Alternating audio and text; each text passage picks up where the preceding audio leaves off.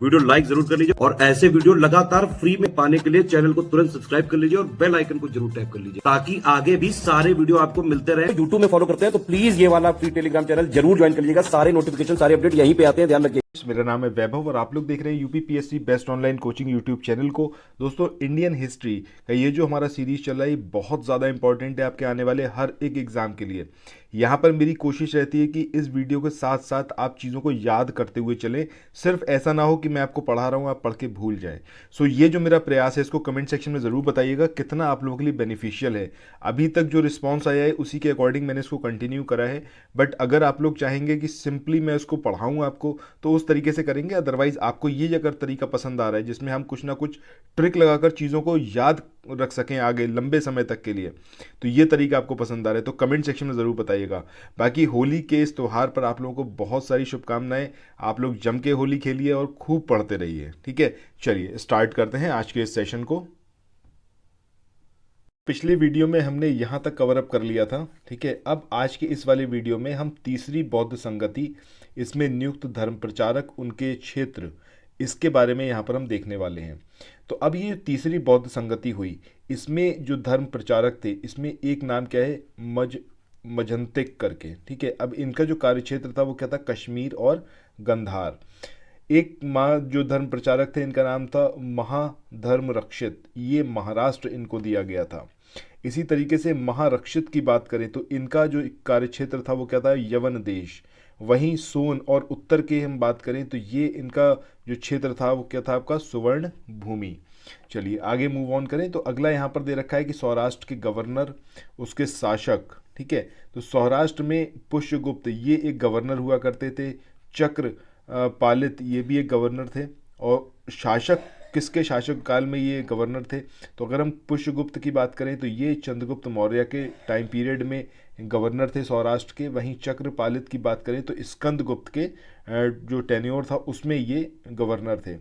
ऐसे ही अगर हम बात करें यहाँ पर सुविशाख की, तो सुविशाख जो थे ये रुद्रदामन के टाइम ड्यूरेशन में सौराष्ट्र के गवर्नर थे। इसके बाद आगे ये जो लिस्टिंग है ये बहुत ही ज़्यादा इंपॉर्टेंट है, इसमें से आपको ज़रूर क्वेश्चन देखने को मिलेगा। इसमें एक तरफ आपको राजवंश दे रखा है, संस्थापक दिए हुए हैं और राजधानी दे रखी है। सबसे पहले हर्यंक वंश की बात करें तो हर्यंक वंश के संस्थापक बिंबिसार थे। कैपिटल की बात करें तो राजगृह इसकी कैपिटल थी। वैसे तो इसमें ट्रिक की ज़रूरत नहीं है, बट फिर भी अगर आप देखना चाहें ट्रिक तो इसको आप देख सकते हैं। अगर हम बिंबिसार की बात करें तो चींटियों की बांबी कभी आपने देखी है ना, चींटियों की बांबी मतलब जहाँ पे चींटियाँ रहती हैं, पूरी कॉलोनी बनाती है, उसमें हर एक चींटी जो होती है वो काम करती है। समझ रहे हैं, हर एक, हर अंक से आप हर एक याद रखना है, हर एक चींटी काम करती है कहाँ पर, बांबी में, जिसमें वो रहती हैं।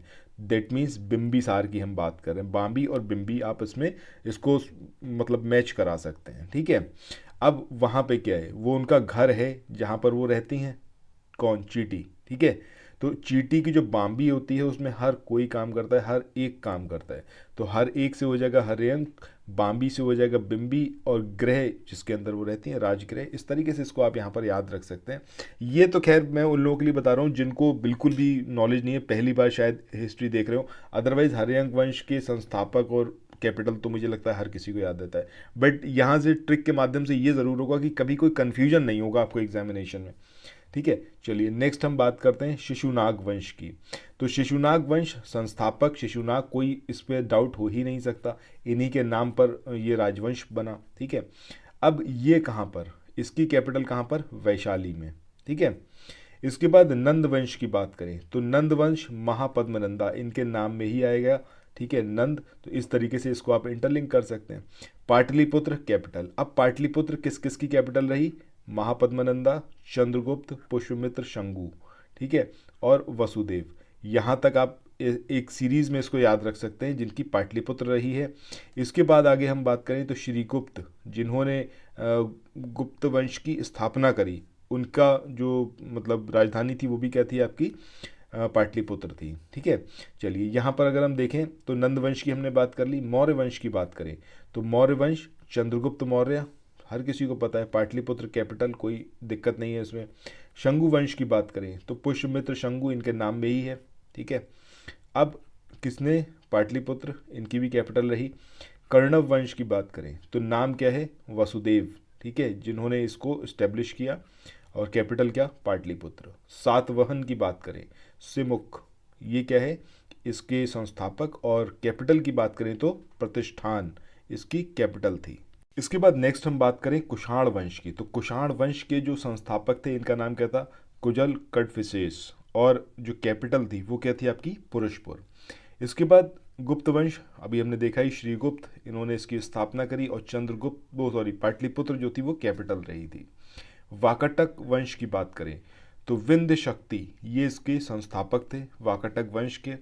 इसी तरीके से हूण वंश की बात करें तो तोरमाड़, ये किसके थे, हूण वंश के संस्थापक थे, और इसकी कैपिटल क्या थी, सयालकोट। अच्छा, इनका हूण वंश, इनके नाम से ही पता चल रहा है ना कि मतलब ये किस तरीके की प्रवृत्ति रही होगी। हूण का मतलब जिसको किसी काम को करने का तरीका नहीं आता, तोड़ मोड़ देता है, ठीक है, तो इनके नाम से क्या बन जाएगा आपको, तोड़ मोड़। इस तरीके से इसको आप याद रख पाएंगे। बाकी सयालकोट में इनकी कैपिटल थी। इसके बाद आगे हम बात करें वर्धन वंश की। तो वर्धन वंश पुत्र पुष्यभूति, इनके द्वारा इसको स्थापित किया गया था। थानेश्वर कन्नौज इनकी कैपिटल रही थी। पांड्य वंश की बात करें तो पांड्य वंश नेडियोन, ये पांड्य वंश के संस्थापक थे, और मदुरै इनकी कैपिटल थी। इसके बाद चोल वंश की बात करें तो विजयाला इसके संस्थापक थे, और तंजौर जो थी वो कैपिटल थी। आई थिंक ये सारे आपको ऑलरेडी पता होंगे, बट एक बार आपने यहाँ पर देख लिया।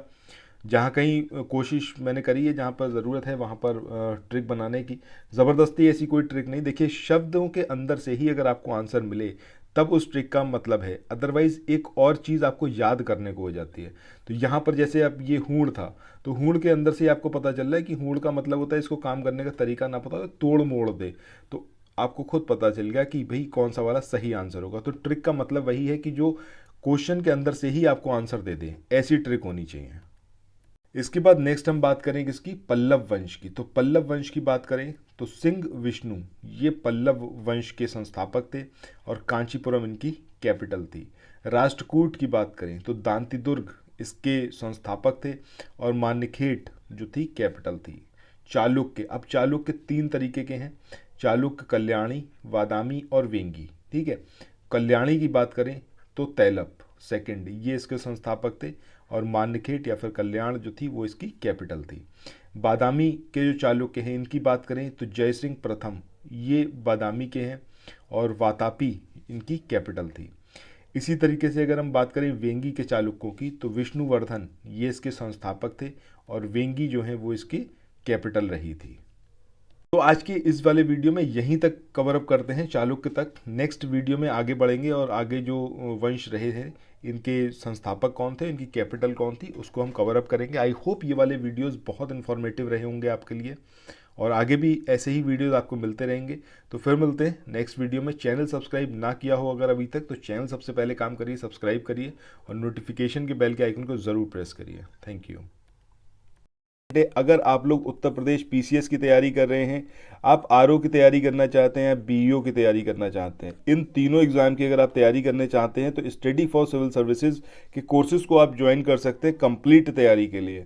ये वन स्टॉप डेस्टिनेशन है, यहाँ पर आपको सब कुछ मिलेगा, जिसमें स्टडी मटेरियल रहेगा, टेस्ट सीरीज रहेंगी, पेड क्विज रहेंगी, सब कुछ आपको एक ही जगह पर मिलेगा, और ये सब कुछ सफिशिएंट होगा आपके एग्जाम को क्रैक करने के लिए, एग्जाम को निकालने के लिए। लेटेस्ट ग्रुप स्टार्ट हो चुके हैं, और उन ग्रुप में आपको एडमिशन लेने के लिए सिंपली जो ये नंबर मैं आपकी स्क्रीन पर लिख रहा हूँ, इन नंबर्स पर आप कॉल कर सकते हैं। 8564880530, इस नंबर पर आप संपर्क कर सकते हैं। इसके अलावा 9696066089 इस नंबर पर कांटेक्ट कर सकते हैं, या फिर आप 7523864455 इन तीनों में से किसी भी नंबर पर कॉल करके आप हमसे संपर्क कर सकते हैं, और ये लेटेस्ट ग्रुप जो है इसमें आप एडमिशन ले सकते हैं।